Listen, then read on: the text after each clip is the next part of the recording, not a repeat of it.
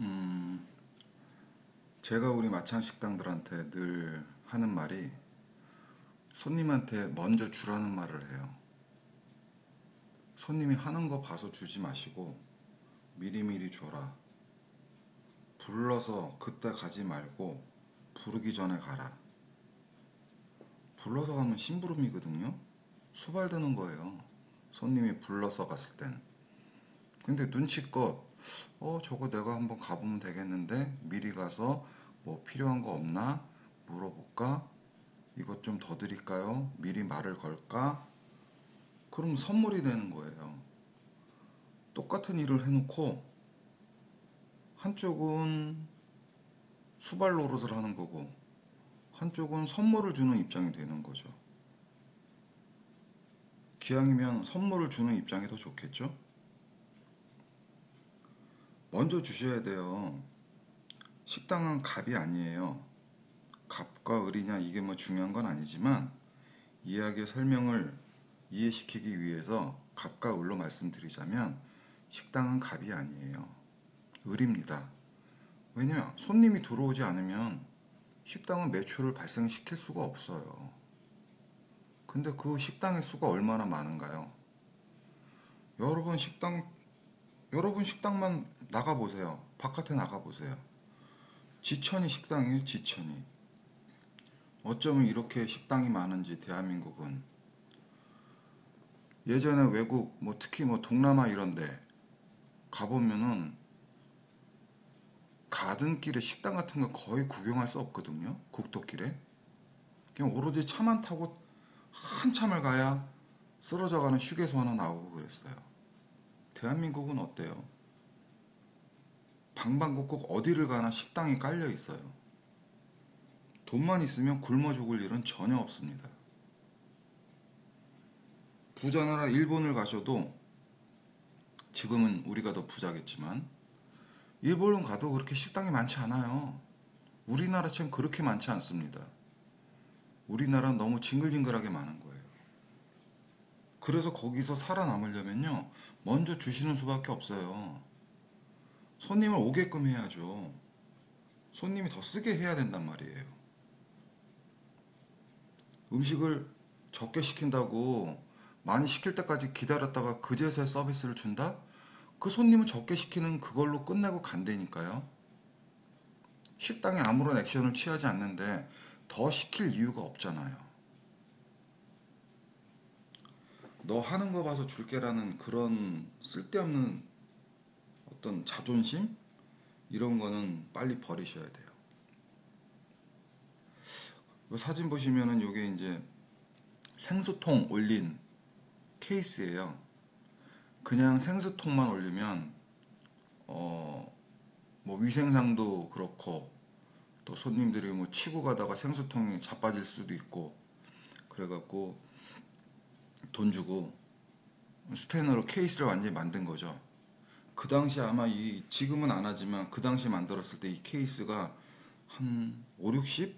5, 60만 원 정도 했던 것 같아요. 그래서 스텐으로 케이스를 딱 만들고 바퀴도 달고 그리고 케이스에다 멋지게 시트도 발라갖고 그냥 물 드시고 가라고 물 한 잔 드시고 가라고. 물론 별별 사람들 많아요. 정말 별별 사람들 많아요. 지나가면서 물병 갖고 와갖고 여기서 물을 잔뜩 받아가시는 분도 있고요. 그리고 여기서 컵에다가 물 담아 먹고서는 그 종이컵 아무데나 버리고 가는 사람들이 대부분이죠. 대부분. 하지만 식당이 저렇게 생전해보지도 않던 저런 서비스를 지나는 손님한테 저렇게 한다. 일단은 손님의 시선을 끄는 데는 모자람이 없겠죠. 손님이 식당 안에 들어오지 않으면 식당의 매출은 0원이다라고 생각하셔야 되고요. 손님이 많이 시키지 않으면 식당의 매출은 오를 수 없다고 생각하셔야 돼요. 그러니까 먼저 주셔야 됩니다. 화장실도 무조건 무조건 아무나 지나시는 분 급하시면 들어오세요라고 쓸 수는 없어요. 그렇게까지 할 수는 없지만 정말로 그냥 손님 스스로가, 지나는 사람 스스로가 너무 급해서 아, 사장님 죄송한데 화장실 잠깐만요. 죄송해요, 죄송해요. 그랬을 때 못 쓰게 할 필요는 없겠죠. 물 한 잔도 좀 마시고 가라고 해도 좋은 거고요. 이런 것들을 쉽게 생각하시면 돼요. 그냥 홍보비다. 홍보비라고 생각하셔서 50만 원, 60만 원 쓰시는 거죠. 그냥 날리는 돈이라고 생각하면 저도 아까워서 못할 것 같아요. 하지만 홍보비다라고 생각하면 그러면 충분히 할 수 있을 것 같아요. 이런 게 가게 앞에 간판하고 같이 사진으로 찍힌다면 그래도 관심 있는 사람들한테 눈길을 사로잡히는 사람들이 또 나오겠죠. 이것 때문에 입소문이 확 나는 건 아니지만 그래도 돈값은 어느 정도 해줄 겁니다. 열에 한 명, 백에 한 명만 고마워해주고 감동해준다면 그 사람의 마음이 누군가에게 또 좋은 전파력으로 이어질 거라고 저는 생각을 합니다.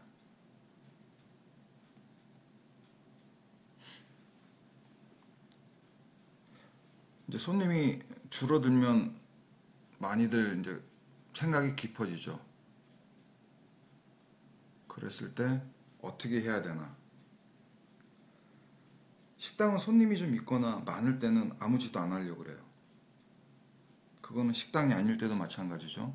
장사라는 게, 사업이라는 게 그렇습니다. 가만 놔둬도 잘 나가는데 여기에다 내가 왜 돈을 뭐하러 써?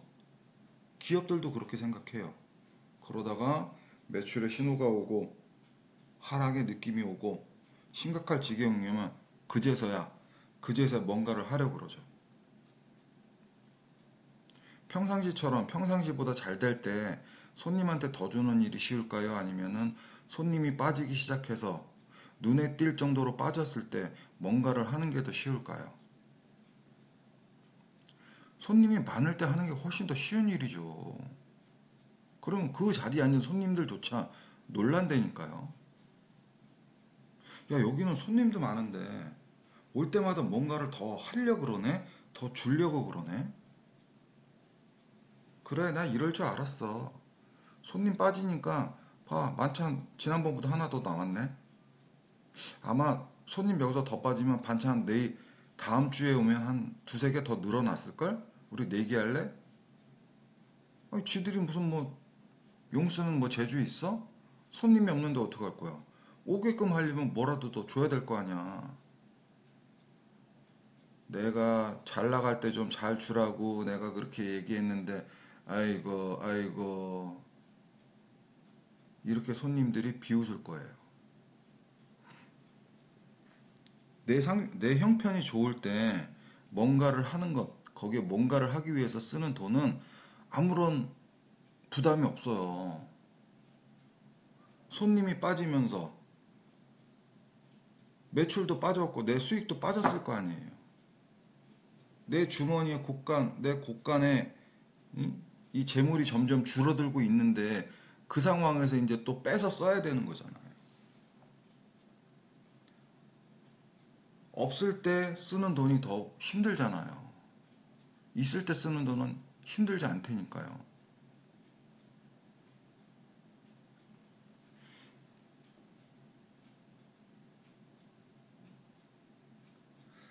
가게를 처음 열 때를 생각하시면 손님이 항상 귀하고 고마우실 거예요.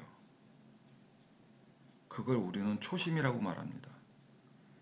초심을 누가 얼마나 오래 지속하는가에 따라서 그 식당이 탄탄해지고 혹은 쉽게 망가지고 그래요. 손님이 늘수록 손님에게 뭔가를 더 잘 주는 특이한 식당들도 있어요. 어디서 배워서 그렇게 하실 수도 있고요. 원래 그렇게 잘 주는 걸 좋아하시는 분인데 처음에는 돈이 없어서 잘 주지 못하셨을 수도 있어요. 제일 중요한 핵심은 마지막이죠. 손님이 없을 때 서비스를 주면은 야, 응? 장사가 안 되니까 니네가 이제는 이런 것까지 주는구나. 대단한데? 야, 더 나은 걸 기대하려면 니네 집은 손님이 더 없어야겠다. 그럼 더 놀라게 줄 거 아니야? 이렇게 쌍심지를 두르고 대하고요. 줄을 섰어.